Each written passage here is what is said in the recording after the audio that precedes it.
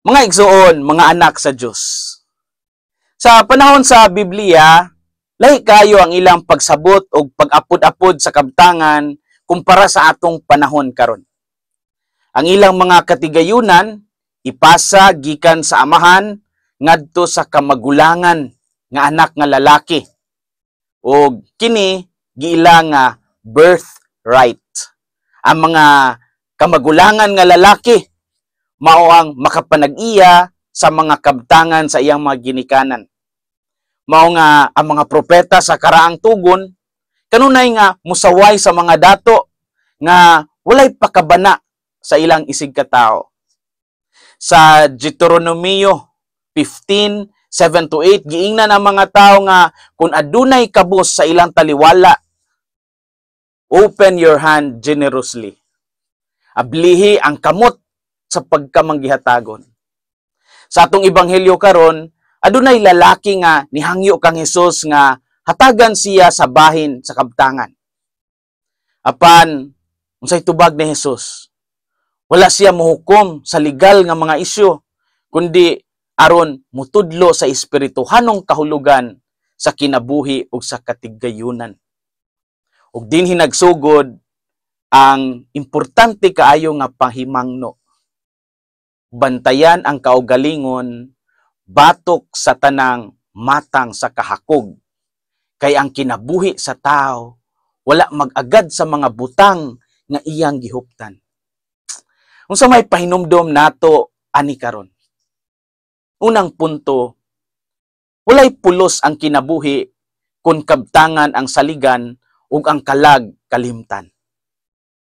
Ang sambingay ni Jesus naghisgot taon sa usa ka tawo nga nakatigom og daghan kayong abot, nga nagplano sa pagtukod og mas dako pa nga kamalig aron ang sulod didto niya tanan ibutang. Wala na siya naguna-huna sa uban, happy life. Wala siya nagtan-aw sa Ginoo, apan ang Ginoo mismo ang nagkanayon. You fool, this very night your life will be demanded from you. Luke 12:20. Oy, buang, nining gabhiuna kuhaon ang imong kinabuhi. Kini nga pagpahimangno klaro nga nagpakita nga ang bahandi nga walay pagtagad sa Ginoo, walay pulos. Ang dakong apan sa bahandi dili ang pagpanag-iya niini, kundi ang pagsalig niini.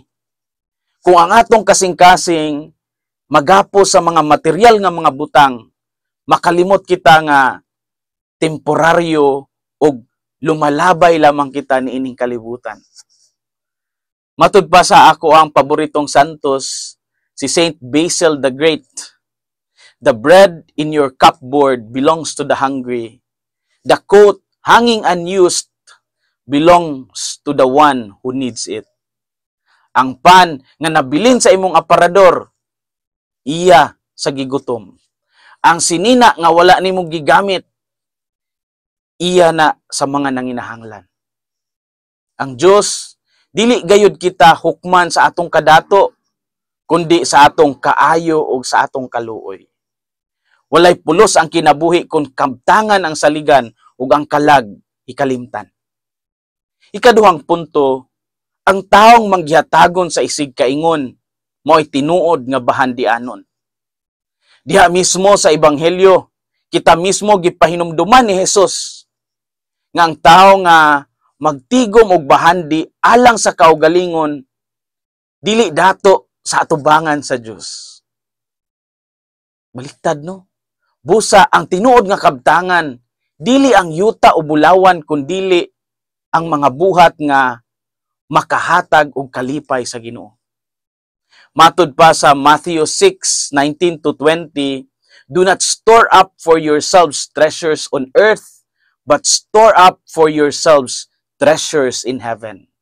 Ayaw pagpundok og bahandi dinhi sa yuta. Pagpundok hinuon niini para sa langit. Ang pagkamanggihatagon, usa sa mga paagi sa pagpundok o pag-andam og bahandi para sa langit. Pananglitan, si Saint Francis of Assisi, nahimong kabos aron mahimong dato diha sa Dios. Giunsa niya sa paghatag sa iyang tanang kabtangan ngadto sa mga kabos. sa pag-alagad sa mga masakiton ug sa pagpuyo uban sa kinaiyahan. Ang iyang kinabuhi nagpasidaan nato nga ang kalipay, tinuod nga kalipay, hingpit nga kalipay, dili makita sa kadato, kundili anaa kauban ang Ginoo. Kung kita manginlabot sa kinabuhi sa uban, kita usa ka tinuod nga saksi sa langit nung gingharian. Ang taong mangyatagon sa isig kaingon, maoy tinuod nga bahandianon. Story time. So, yung pakarong panahon na sa mga malls, ang movie nga Superman. Kung imong hunahunaon, ang kalaban ni Superman nga si Lex Luthor, usa ka tawo nga dato kayo. Puno siya kayo og gahom. Apan si Luthor, wala siya nasina sa mga superheroes tungod sa ilang abilidad. Apan tungod sa pagdayig nga ilang nadawat. Kay nagtuo man si Luthor nga ang pagdayeg nga gihatag sa katilingban ngadto sa mga superheroes nga sama kang Superman, mas angay nga ihatag yun unta niya. Kay lagi dili lang man siya dato apan sobra sad siya ka bright, mao nga kung bensido si Lex Luthor nga siya lang ang nagbaton sa labutan og katakos sa pagpangulo sa tanang katawhan. Iyang pagtuo nga siya lang gyud ang angayan sa paggiya sa kalibutan. Og bisan pa sa iyang kaalam og daghang kabtangan, dili gyud sa malinawon kay nagpasulabi man ang iyang kasina. Ang iyang kasing-kasing puno sa kasina og kahakog. Apan si Superman, bisan siya adunay gahom, nagpuyo siya nga may katuyuan. Ug mao kana ang pagpanalipod sa ubang tao. Sa kinabuhi, pwede ka mahimong Lex Luthor, daghang kabtangan apan nagpasulabi ang kahakog, o mahimong daw si Superman nga nagsakripisyo alang sa uban. Ang pagpili ana naa sa imong kasing-kasing. Mga igsoon, mga anak sa Dios. Ang ebanghelyo karon usa ka dakong hagit. Asa man nato gibutang ang atong kasing-kasing? Para ba sa yuta o para sa langit? Sa atong pagpaningkamot nga mabuhi, hinaot nga dili sad nato kalimtan nga ang labing dakong bahandi mao ang Ginoo. Magkinabuhi tang naghangad sa langit, apan pabilin sad natong itunob atong mga tiil diha sa yuta. Kay inigabot sa takna nga kita paninglon sa atong kinabuhi. Ang Ginoo magtan-aw dili sa kabaga sa atong pitaka ug kadaghan sa atong mga kabtangan, kundili sa kadako sa atong kasing-kasing alang sa mga labing nanginahanglan. Hinaot nga ang kasing-kasing ni Kristo maghari sa atong mga kasing-kasing. Kini si Father Felmar Castrodes, PLSVD, ang inyong magsisibya sa maayong balita. Hinumdumi ang kinabuhing Kristiyano, kinabuhi sa pagserbisyo.